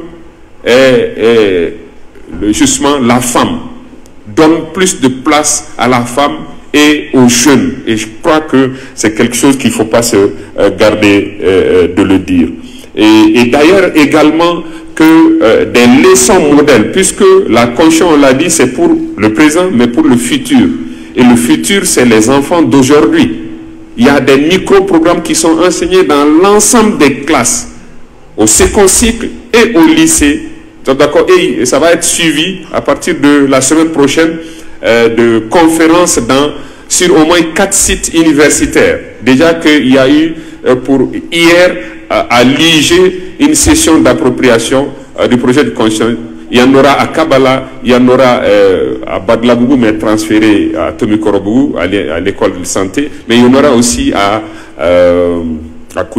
comment ça s'appelle, à Katibougou, mais à l'université de Ségou aussi. Donc il y a des sessions d'appropriation qui sont prévues, il y a des leçons modèles qui sont enseignées dans chacune des classes à l'adresse des enfants. C'est pas la première, mais c'est juste pour construire la nouvelle citoyenneté malienne avec le nouveau Mali d'Inkoura. Il faut qu'il puisse être conscient que cette conscience va régenter sa vie et qu'il doit s'en approprier. C'est déjà en cours et je suis sûr que les programmes d'enseignement, les programmes d'éducation civique vont être imbibés du contenu de ce projet de conscience, mais il y a aussi, sous l'instigation de son Excellence le colonel Assimi Goïta, un projet de programme national d'éducation aux valeurs, et valeurs qui sont reprises déjà par le projet de constitution. Donc ils vont être enseignés et je pense que le Malikoura se fera avec cela. Et on n'a pas oublié les Maliens établis à l'extérieur, par le moins surtout de la vidéoconférence, mais aussi des réseaux sociaux. Facebook déjà, c'est ça? 31 ans, 92 à aujourd'hui. Et moi, j'étais là, en 92, jeune étudiant. Je sais ce qu'on disait de moi quand on voyait un jeune aller à la mosquée. La religion musulmane n'avait vraiment pas pris le pas ici. Quand un jeune prie, ça s'est remarqué. Mais aujourd'hui, regardez Bamako. Tout le monde prie, tout le monde va à la mosquée, ça ne meut personne et c'est devenu normal. Ça veut dire que la laïcité existait, même non expliquée, ça n'a rien empêché. Ça n'a pas empêché la religion de s'épandre. Clair, net pour moi. Et qu'aujourd'hui, la religion, je pense que a incrusté tous les méandres de notre société. Ce n'était pas le cas avant. Et je sais de quoi je parle. Et donc, aujourd'hui où c'est mieux expliqué, c'est mieux clarifié, je ne pense pas que ça puisse être contre la religion. Et déjà, c'est l'explication qui est donnée, ce n'est pas contre la religion. Mais un enseignement laïque, le professeur l'a expliqué, l'enseignement privé est laïque.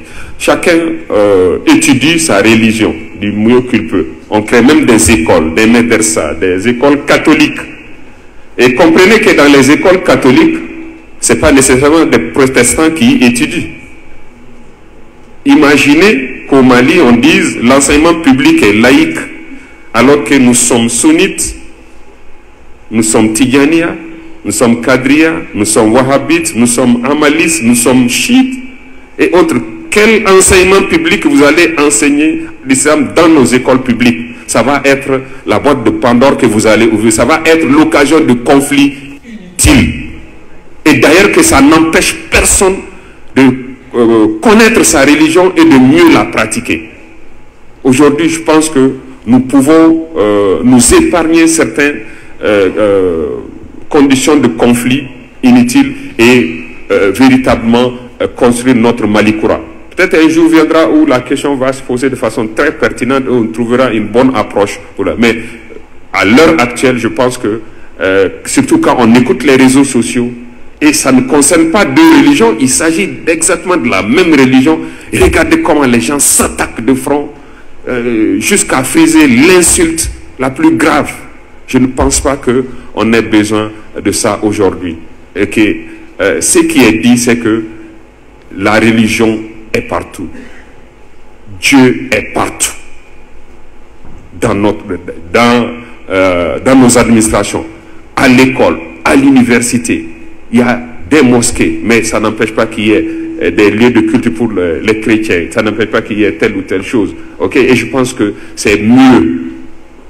Okay? Donc, moi, c'est exactement ce... En fait, on joue à se faire peur.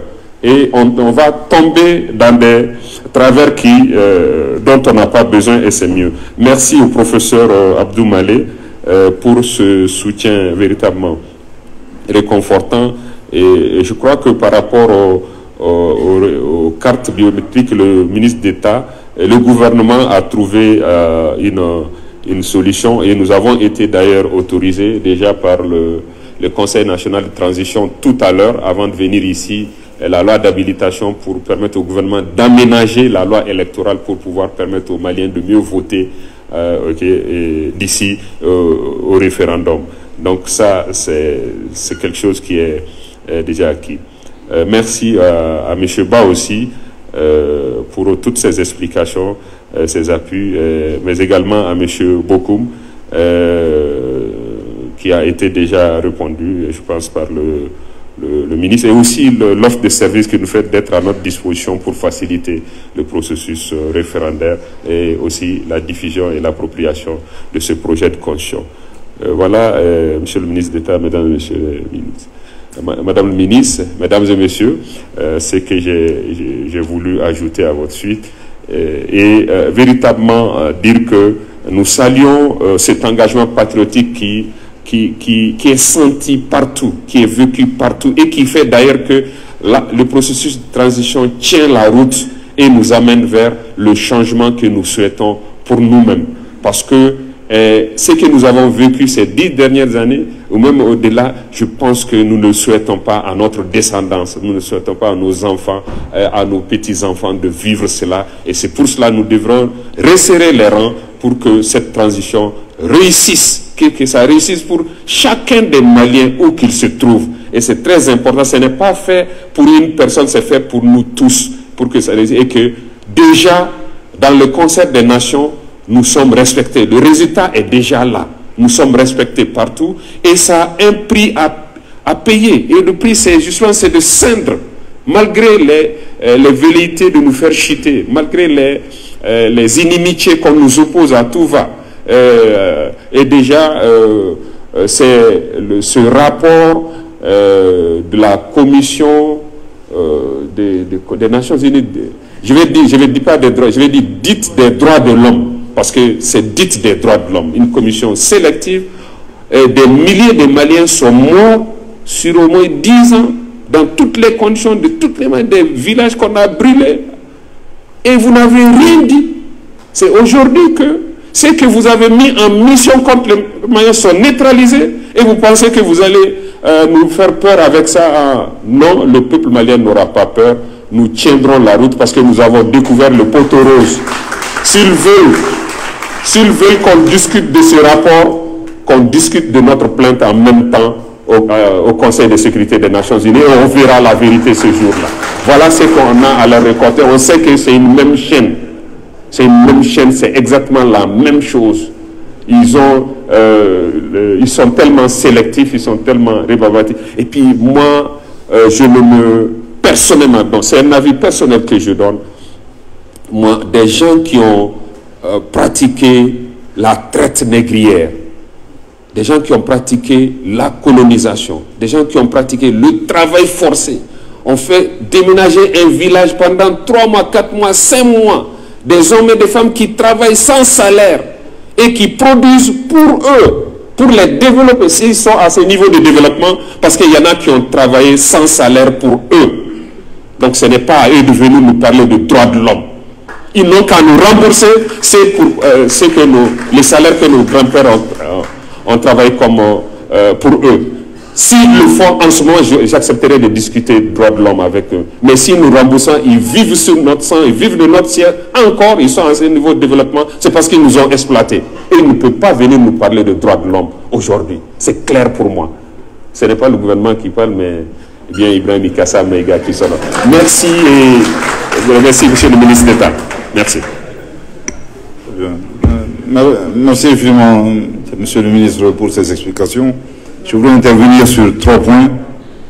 La laïcité, c'est d'abord, je pense que les explications très claires ont été données par le ministre de la Refondation, le professeur Koulibaly. Et je me souviens que lors de la finalisation du projet de constitution, j'ai eu l'honneur de participer aux travaux de cette commission. Le professeur Samaké nous a très clairement dit que le but de la constitution n'est pas de définir. Je pense qu'à l'unanimité, tous les membres de la commission ont accepté, afin d'apaiser les uns et les autres, qu'il fallait faire une entorse méthodologique à cette règle et de donner une définition et donner les principales caractéristiques de la laïcité.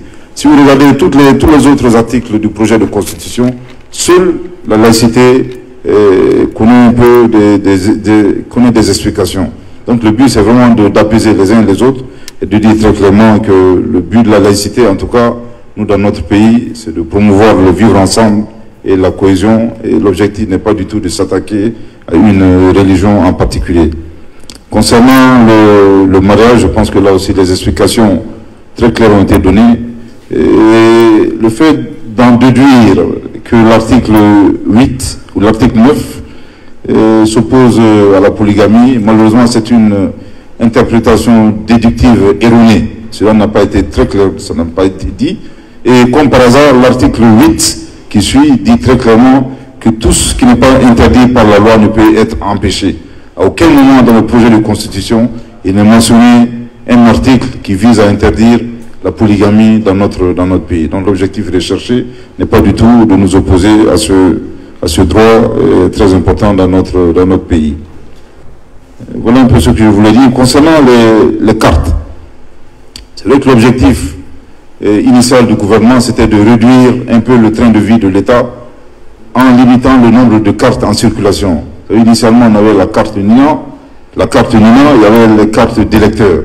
Nous nous sommes dit qu'il fallait mutualiser un peu nos ressources et d'aller vers un seul document unique de vote qui allait servir à la fois à l'identification des citoyens, également servir de document de vote. Voilà un peu l'historique de la carte nationale d'identité biométrique. Nous avons commencé, mais dans le suivi et l'évaluation du chronogramme, nous nous sommes rendus compte que ça allait être difficile, sinon impossible, voire impossible, de donner la carte nationale d'identité biométrique sécurisée à tous les électeurs. Et c'est à partir de ce constat qu'il a été décidé pour le référendum de permettre à nos concitoyens de voter avec toutes les pièces officielles d'identification dans notre pays pour le référendum, c'est-à-dire la carte nationale d'identité, la carte NINA, le passeport, le permis et bien entendu tous d'autres documents. Voilà un peu les explications que je voudrais donner. Si d'aventure vous avez des questions, des observations, des commentaires, nous serons à votre écoute et nos portes vous sont grandement ouvertes. Le projet de constitution est une œuvre humaine, mais soyez sûrs que nous avons donné le maximum de nous-mêmes pour avoir un document fédérateur, un document inclusif, un document qui prend en compte les priorités et les préoccupations de nos compatriotes. Les cœurs vibrent de confiance des champs fleuris d'espérance. Sur ce, au nom de nos plus hautes autorités, je vous remercie très infiniment de votre très aimable attention et de votre disponibilité. Que Dieu bénisse notre pays. La séance est levée. Merci infiniment. Merci beaucoup. La cellule de coordination de vulgarisation du projet vous invite à la dégustation. Donc un cocktail est prévu ici même au palais. S'il vous plaît, c'est ici. Bon appétit.